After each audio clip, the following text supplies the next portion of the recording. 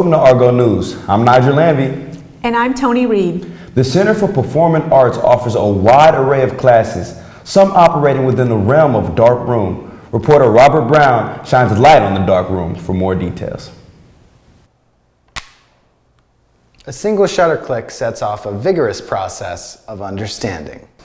The photographic darkroom offers students the opportunity to play and to learn about the technical side of photography. It's not just digital. If you learn darkroom first, digital is a lot easier for students to grasp. It's a lot about just shooting and actually processing film and photographing. The more you shoot, the better you get. And the more you're in the darkroom, the better you get. Usually it takes me, since now I've been doing this for a few years, to get a perfect print. It can take up to at least 4 hours. Most people think that it's instant gratification. It's not. It takes time and takes effort, and it actually is a learned skill. So the more time you're in the darkroom, the more proficient you become. And it's an excitement and it's a joy. And I feel like the first time you see a print go into the developer and you see that image come up, if you don't see that, then what is the joy? What are you achieving? And before I got here, there was really not very much darkroom lighting in there. So the lights that we had in there were very dim. And even though we have to have red safe lights in there, I was able to order some more and to be able to improve the lighting situation in there. Fridays are really intense sometimes because I'm the only person here helping students be able to facilitate what they want to achieve. And some days I feel like it's a little above my pay grade, but most days I learn more by helping students and in my own practice of making art by helping students. So the more I help, the more I learn. This widely respected art form encapsulates hours of tedious work into an unspoken fraction of light and space. I'm Robert Brown, reporting for Argo News. UWF's Alpha Phi Alpha fraternity has been making the campus a better place. Tony Reed has more on these striving young men. You've probably seen these guys strolling the yard wearing black and gold, but there's more to these young men than steps and chants. I serve as the spokesperson for the fraternity. I compose the agenda, I make the minutes, I host chapter, I do all of the executive decisions. I put forth motions and then they are voted on by my brothers and then I can pass them. Well, we have our forums like we just had earlier this week. We try to celebrate our black women. We try to bring everybody together and create an inclusive environment because as a race we're so divided. So we're trying to help bring some inclusiveness back into campus and back into the community. Now we are working with co-sponsoring with a few different organizations. I actually just wrote up a proposal to work with the Campus Activity Board on showing a film, Stomp the Yard, during our Alpha Week. So we just go about everything we want to do it thorough. So when we try to co-sponsor with somebody, we have to give them the who, the what, why, when, and how. So that way it kind of minimizes questions and maximizes their understanding of what we're trying to do. We were trying to get more people registered to vote. I believe we got around 25 people on campus registered to vote, so that can help in the upcoming March election. We have our Alpha Week coming up. We don't have a theme as of yet, but we are working towards one. The first one we're going to do a social, and we're going to be raising money for March of Dimes. Be on the lookout for Alpha Week taking place March 26th through April 1st. I'm Tony Reed reporting for Argo News. Giving criminals popular labels may make their crimes easier to remember, but it can also skew how the public views them. Having a cute nickname is typically a good thing, right? A copycat criminal, in normal parlance, the way we all think about it kind of out in the public when we're just watching television, is someone who takes one of those very dramatic, usually a very violent crime, and says, this seems like something I want to do. I want the attention that I saw this person or these people get, and literally go out and try to recreate, very often in as much detail as they can, exactly what they had earlier seen. When we hear about something that culturally has been around in American folklore, even though somewhat a mix of fact and fiction, such as Bonnie and Clyde, it triggers something within most people of an idea of a young couple fighting against authority and the institution and going out and being independent. Unfortunately, what a lot of people don't realize is that Bonnie and Clyde, who of course were, real people, Clyde Barrow and Bonnie Parker, were vicious criminals. They committed a number of murders, numerous robberies, paired up with other criminals who had also committed murder, and the romanticized idea of the desperation and economic conditions they found themselves in, and part of why, the excuse of why they went out and actually committed some of their crimes, gets lost on modern people. And so the idea of Bonnie and Clyde as a fiction drives a lot of people to think of someone who's fleeing the law as somehow noble or pursuing independence, when in fact they may simply be bad criminals. Maybe having a cute nickname isn't such a good thing after all. I'm Jenna Bailey reporting for Argo News. Beautification isn't always about getting dressed up. Reporter Blake Baylor has more on how a local nonprofit is keeping Pensacola pretty. There are many ways to get involved in your community. Keep Pensacola Beautiful provides you with a few options. So Keep Pensacola Beautiful has been a nonprofit for about 37 years, and our mission is to empower citizens of Pensacola to take pride in their community, and we do this through individual responsibility empowerment and also neighborhood community cleanup empowerment. So in 2015 alone, we've had about 1,500 volunteers. We've picked up about 700 tires throughout town. We have, I believe it's 74 parks within the Escambia County area. We also maintain the fishing pier. We help the city and other businesses and nonprofits that have special events. We help them keep their events litter-free, and we do this through volunteers. To get involved with Keep Pensacola Beautiful, we really encourage you to follow us on Facebook or on Twitter, Instagram, and we have an e-newsletter that goes out once a month. We also try to put them in the newspaper. We do press releases and public service announcements on the radio. So in the next 5 to 10 years, we hope to continue our litter-free events and helping the special events throughout the community keep their events litter-free. So continuing to pick up trash and having staff and volunteer on site for those events. We also hope to continue restoring shoreline. We're also hoping to continue our smaller grants, such as the UPS grant that allowed us to plant native trees in this park. So in the next 5 to 10 years, we hope to just continue the programs that we have and continue our outreach program, getting more people involved and getting these groups out here to adopt parks, adopt highways, and so forth. Reach out and help your community by volunteering or donating at their website. I'm Blake Baylor, reporting for Argo News. Fencing doesn't often come to mind when talking about UWF sports. Reporter Ian Frost has more information on this forgotten pastime. Over here at UWF's Health and Wellness Center, the fencing club is giving new life to an old martial art. Fencing is just the ability to defend yourself and offend your opponent with a sword. What you see in the movies isn't really fencing, it's stage combat. The intention behind stage combat being it looks cool, but it doesn't actually, is not an actual martial art. Olympic fencing is a little bit closer to what we do.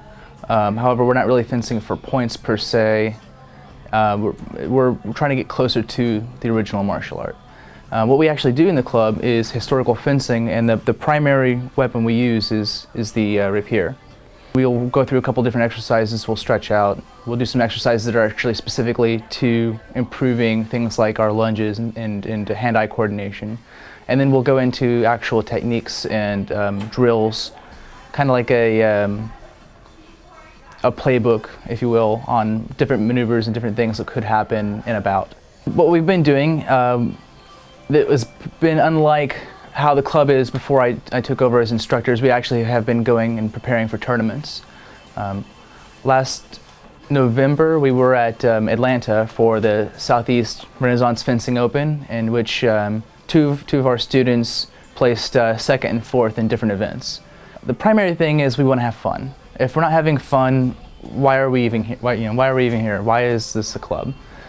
If you'd like to take a stab at fencing, you can check out the club at the UWF Health and Wellness Center Monday and Wednesday, 6 to 8. I'm Ian Frost, reporting for Argo News. The National Panhellenic Council brings students together to serve their community and celebrate the unity that encompasses diversity and brotherhood. Reporter Karina De Gregorio has more on the story. UWF students all over campus are using the month of February to celebrate their love for culture and diversity. NPSC event that we ever had at University of West Florida was in 2011. Basically, we're just trying to reinvent the NPSC Council organization, reinvent every NPSC organization on campus, make us kind of like relevant again, make us known that we're here on campus. So it's been, let's say, 5 years since we had an NPSC event. So now this board decided this year to bring back NPSC Week. This is why we call it Divine Reintervention 2.0. And then for each event, we have a purpose behind it. So on Sunday, because we know every organization within Divine 9 was founded basically behind it by a religion factor. Every organization of the Divine 9 believe in religion purposes. So we have that every member find a church that you're comfortable and go to it, and then just for that. And then on Monday, which is our community service day, we will basically be collecting water for Flint, Michigan. And then from there, we will be doing that from 12 to 2 p.m. And then from there, we will be heading to Water for Mission to do service. February is month of Black History Month, basically. So we showcase our pride of being Black and showcase basically the history that we have within the Black community. Yeah, we're all here to get a degree to move on in life, but what are the purpose, like what are you living? Join the NPHC as they commemorate some of the most important happenings in history. My name's Karina De Gregorio, reporting for Argo News. If musical activities interest you, then you're in luck. Argo News reporter Robin Medeiros has the details. UWF is hosting its very own University Singers in the Center for Performing Arts.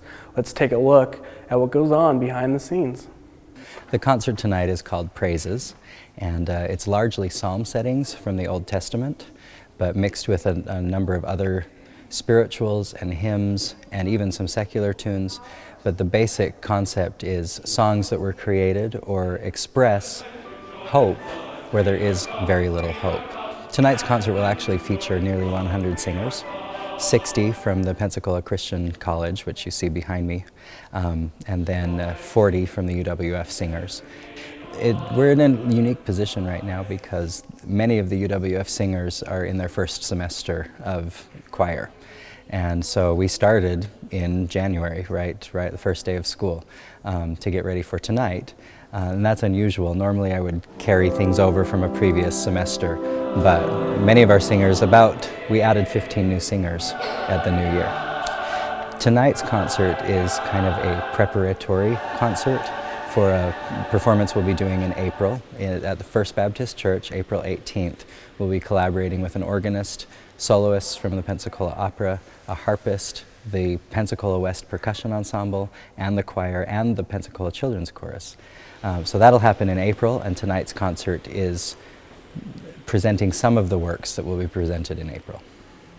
We have two websites. You can go to uwf.edu/music, or we can visit www.uwfsingers.com, and on that website we have videos and photos and biographies and historical information about the group. For more information on the University Singers, check out the UWF website, look at the music department.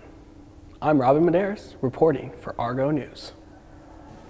What are microplastics and how are they affecting us? Reporter Rebecca Worley has the scoop.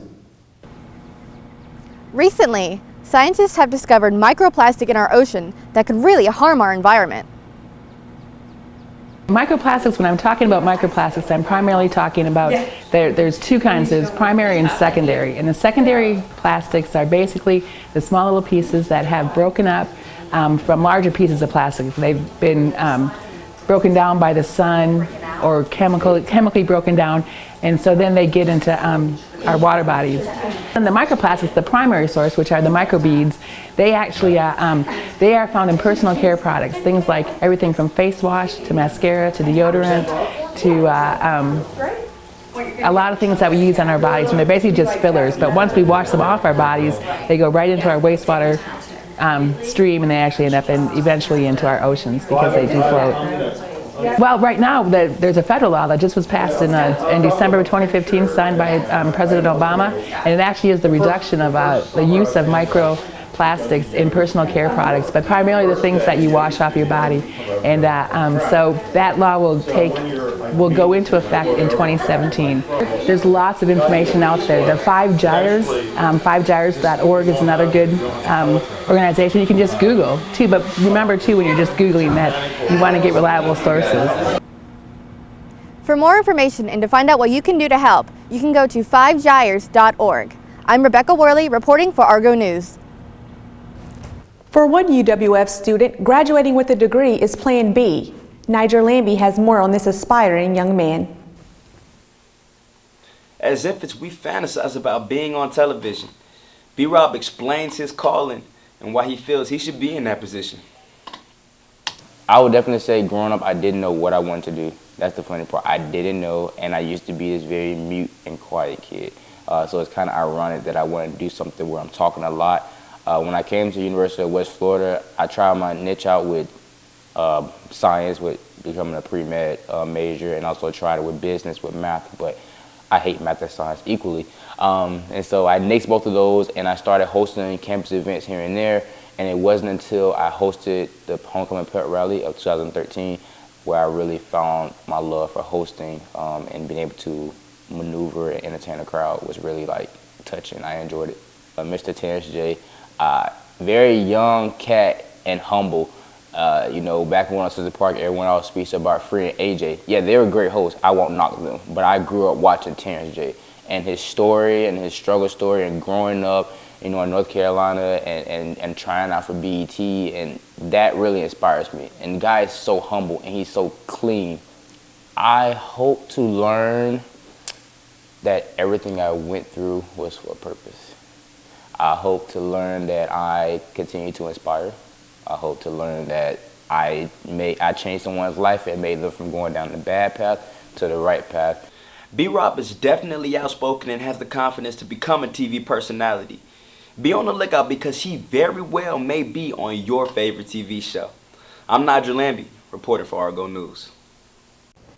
Mental illness is not one that is often discussed, although one Pensacola writer is creating a positive message through music. Shirts such as this one provide information on mental health, although several methods of reaching out to the community about the stigma behind mental health and suicide, one Pensacola local has given the stigma a new tone. Well, The Dream is actually a poem that I wrote the week after my younger brother Junior took his life, and I wrote a poem, and it was just a poem. Been an advocate since then, but it wasn't until 2009 when I met a musician that wanted to write music to the poem. The first CD that we put out was 16 songs, all original music by different musician friends that wanted to be a part of it. And then the second volume kind of became a little more specific, that it was all original music, but it was more people that have been affected by suicide or depression or really wanted to be a part of the movement. So that's kind of the theme that I want to keep with. And I've had other people reaching out to me that have said, I've lost someone, I want to contribute to the next one. And my goal with it is to reach out to bigger named artists that can reach their fan bases. And because, you know, just addiction, suicide, depression is rampant in the music industry. So, you know, what was once a poem is now a song and something that I can actually play his guitar and sing in public, but it's not really about the music for me, but it's about the message. Each CD, each volume is going to have a different suicide prevention organization attached to it. So the first one was Students for Suicide Awareness, which is now UWF Active Minds, and it was also the Florida Suicide Prevention Coalition that I've been a volunteer with. And the second one has been, the proceeds have gone to the A Hero Foundation, which is to help prevent veteran suicide. Visit the website dreamprojectcd.com for donation links, CD purchases, and more information. I'm Mallie Hartung reporting for Argo News. Students at UWF have an array of talent. Argo News reporter Ben White interviews one student who balances school as well as part-time modeling. Pursuing a career and going to school is a challenge, but finding the right balance is what every student at UWF faces. I got scouted when I was 15, so I started then, took a break, and because I got into athletics, and then just recently my old agent reached back out to me, so he wants to start up again. So probably this summer I'll get right back into it. It's about 2 to 3 years, I think. I think every girl had the dream about being a Victoria's Secret model, because I know I did, but I think more or less it was a hobby then. If I could turn it into a career, I would absolutely do so, but until a big opportunity like that comes along, then probably just a hobby. Because I work full-time and go to school and do this on the side, so anytime free time I have, like on the weekends, I dedicate it to that and trying to just make my portfolio stronger or reach out to different agencies so you can get scouted. It's a whole process, but it's hard to balance it. You just gotta be dedicated to it. My dad wasn't at first because I did have more of a risque shoot when I was 17, and that was hard for him. But I think my mom has always supported me. My dad's like, if that's what you want to do, that's what you want to do. So now they support me more or less because I'm an adult, but for the most part, yeah. For a photographer's standpoint, just always be positive and be uplifting, because it's super hard as a model. If you don't connect with a photographer, you're never gonna get a good shot.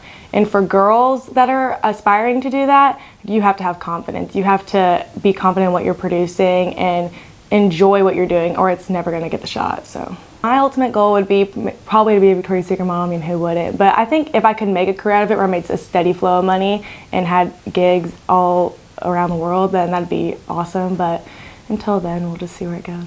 Following your dreams is critical to being successful in any career field. I am Ben White reporting for Argo News. Cyberspace, the information superhighway, or just the web. No matter what you prefer, it's all around us. Reporter NCNet and I has more. The internet has changed everything from the way we do business to the way we watch movies. The World Wide Web is like a wild west. So the question is, are we safe?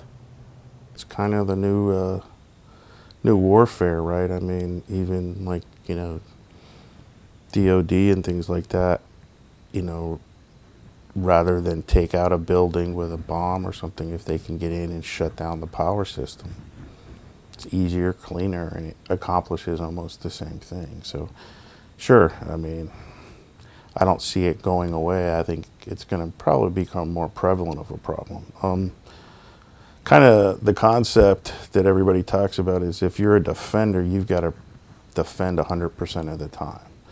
You got to be correct. And whereas if I'm trying to attack you or get in, I just got to find that one little hole to sneak through and get in, and then figure out what to do from there. So, you know, it's kind of tilted towards the attacker. So that's going to be a very difficult hole to plug. Sometimes I equate it to, like, if you have a house and you want it, is it feasible to keep every insect out of your house?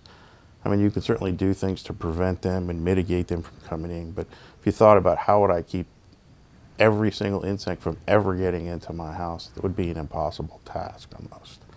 And that's kind of the idea with this. There's just so many places to come in, so many different ways.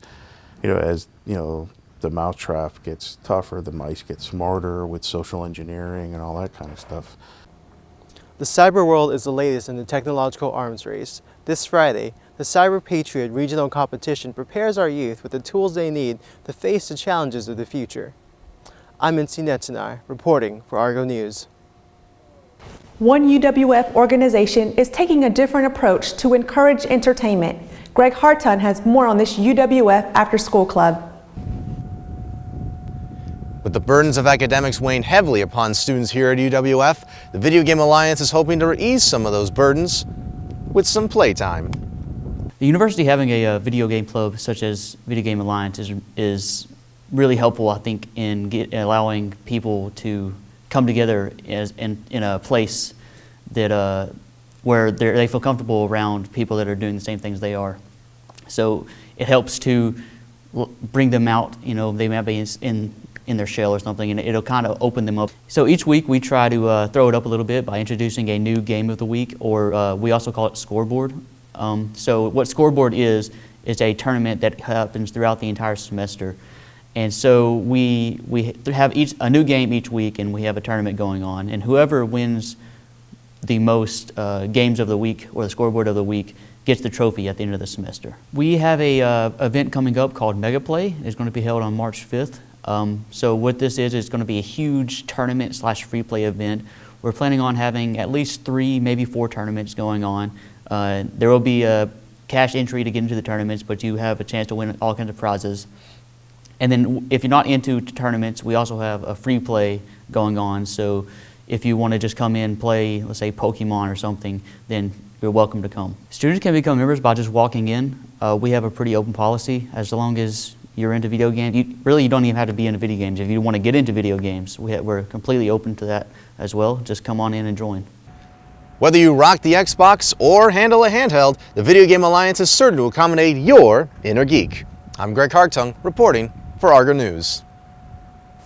Wanting to join a student fellowship that does more than just a good deed? Reporter Doomy Jean has more on how you can get involved. 850, the Student Fellowship at Jubilee Church, is here at the Ron McDonald House. Tonight, we're super excited that, here at this house, people have loved ones who are in the hospital, and this place facilitates a place for them to stay and eat and be close to their loved ones at Sacred Heart. And I'm also an RN, so I know on the medical side how much pressure and strain can be on you when you have loved ones that you don't really know how it's going to happen, the timing of all that. So we come here, we do their chores for them, so that's one less thing they have to worry about. We prepare a meal for them so that they're able to enjoy a home-cooked meal. And we meet them and we find out what their struggles are as far as with their loved ones, and we connect with them in prayer to believe God to do something that only He can do. He's beyond medicine, He's beyond diagnoses. He is the hope giver and bringer, and He's our sustainer. So we want them to be able to connect to that. And we come full of faith and full of hope, and we depart that into them. And so it's an awesome opportunity to be able to love on His people. Not only do we come here to the Ronald McDonald House, on the 3rd Saturday of most months, we also go down to Emmanuel Lutheran, and we participate in their soup kitchen, and then we go down to underneath the bridge right in front of Loaves and Fishes, and we connect with the homeless people there. And another way of just kind of stretching our arms and our reach to kind of reach people who may not come to church, who may not come and be a part of this group, but they still need the love of God. And we're not afraid to do that. We're not afraid to get messy and get dirty. And so that's part of it. And then we're going to be doing more events like the Jazz and Poetry Night, just more creative things outside of the box that allow us to come together, have a good time, and grow in our relationship and grow in our understanding of who God is and what He's called us to do. For more information on 850 or how to join, go to their Facebook page at facebook.com/850. I'm Doomy Jean reporting for Argo News. Last Friday, UWF hosted their own dance marathon to help raise money for the Children's Miracle Network. Reporter Jasmine Shivers has more of the story. It's time to stand on your feet and get down for the kids. Dance Marathon is to dance and stand on our feet for the children of Sacred Heart Hospital who are on bed rest or unhealthy and not able to do it. So it's kind of like we're helping them out and raising money and doing something that they're not able to do right now due to health reasons. So it's an 8-hour event this year, starting from 4 to midnight at the field house. We have performances from organizations who are doing dance competitions. We have DJs, we have bounce houses. We're going to be having dinner and prizes, silent auctions. We're selling shirts. So it's just a whole overall, we say it's the biggest dance party of the year. I think it's bringing all of UWF community together. We use the hashtag FTK, which stands for the kids. And so we're going to have families and children there from the hospital that they get to tell their story. So I think it's very inspiring, and I think it's the reason why we're dancing and we're there for the kids. I think eventually it will grow to be, the biggest event at UWF and everyone knows about it. And when